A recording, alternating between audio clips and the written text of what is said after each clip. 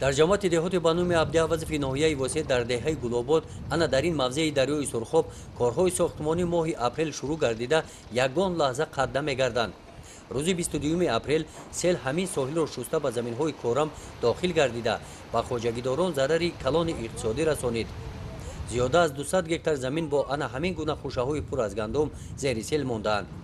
با دستگیری مقامات اجرایی حاکمیت دولتی ناحیه واسع، جلب صاحبکاران، جماعت‌های دهات، تشکیلات و مؤسسه‌ها این قطعه ساحلی دریا مستحکم کرده می‌شود. سطح آب مقداری 2 متر بلند شده.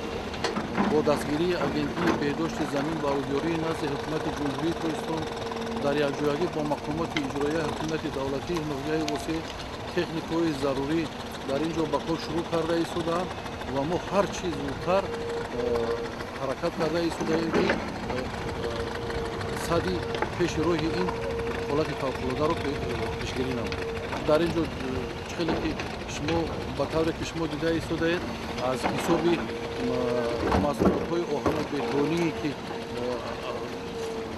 زیادتی میباشند و در دیگر جاها خوبند اونها رو به طور عاجل کشانده آورده ایستاده این موضوع رو ما از خطر برآورده ایستادیم.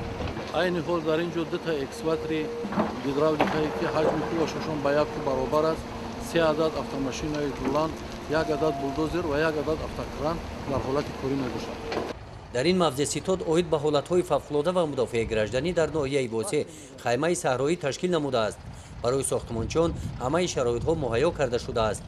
از روی نقشه اداره دولتی بهداشت زمین و آبیاری در این شب و روز تکنیک‌ها و اشیاءهای آهن و بتونی برای ساختن سده استفاده برده می‌شوند. درازی سده 50 متر را تشکیل داده با ساخته شدن آن ساختمانچیان میگویند که مجرای دریا به حالت پیشینه‌اش گردانیده می‌شود.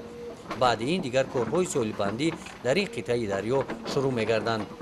گزارش خواجه نظریف خدای نظر ظهورов از ناحیه واسع برای برنامه اطلاعاتی نوید.